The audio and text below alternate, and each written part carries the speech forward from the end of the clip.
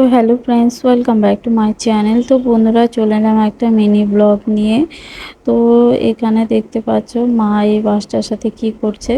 তো বন্ধুরা, আজ অনেক বড় একটা বিপদের হাত থেকে আমার মা বেঁচে গেছে। তো ঘুম থেকে উঠেই যে এরকম একটা পজিশনে পড়তে হবে বুঝতে পারিনি। তো এখানে দেখছো, তোমরা ভাবছো যে এখানে এত জল কেন। তো এখানে কারণ আমাদের বাড়িতে একটা কুকুর আছে, তো ও এই সিঁড়ির নিচে পটি করেছিল। তো সেটাই মা পরিষ্কার করছিল, ঠিক আছে, জল দিয়ে। আর এখানে যে বাসটা দেখতে পাচ্ছ, এই বাসটার মধ্যেই ছিল বিপদটা লুকিয়ে। তো মা তো বুঝতে পারেনি। তো এখানে জল দিচ্ছিল, বাসটা সরাচ্ছিল।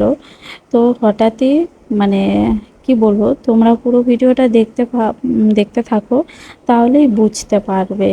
তো অনেকে গেস করেও নিয়েছো, বুঝেছো। তো এই দেখো, তো বাসটার মধ্যে যে বিপদটা লুকিয়েছিল, তো সেটা দেখো, এই দেখো, দেখতে পাচ্ছ মাথাটা। তো হ্যাঁ বন্ধুরা, এই বাসটার ভেতরে একটা বিষাক্ত সাপ লুকিয়েছিল, যেটা মা বুঝতে পারেনি। তো হঠাৎই যখন একটুখানি মাথাটা বের করেছিল, তখনই মা দেখতে পারে যে এর মধ্যে একটা সাপ আছে। তো অনেকটা চেষ্টা করছিল অনেকবার বের করার, তবু বের হচ্ছিল না। তারপর আমি আসলাম। তো এসে মাকে বললাম, তো আমাকে একটা লাঠি দাও, দেখি আমি বের করতে পারি কি না।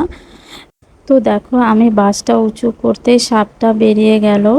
তো কখন এসে যে বাসটার ভেতরে লুকিয়েছিল সাপটা, আমরা কেউই জানি না কখন কার বিপদ হয়ে যেত। তো দেখতে পাচ্ছ কত বড় সাপটা, অনেক বড়ই একটা আমাদের ফাড়া গেল। তো যাই হোক, সবাই সাবধানে। আর এদিকে দেখো, বিকেল হতে না হতে ঝড় বৃষ্টি শুরু হয়ে গেছে। তো এখন কিন্তু বিকেল বেলা, সন্ধ্যা হয়নি, তাতেই দেখো কি অন্ধকার হয়ে গেছে, রাত হয়ে গেছে এমন পরিস্থিতি। তো দেখো কেমন বিদ্যুৎ চমকাচ্ছে আর বাজ পড়ছে, আমার তো প্রচণ্ড ভয় করছিল। তো এমন অন্ধকার হয়ে এসছে, মনে হয় যেন রাত হয়ে গেছে এখন।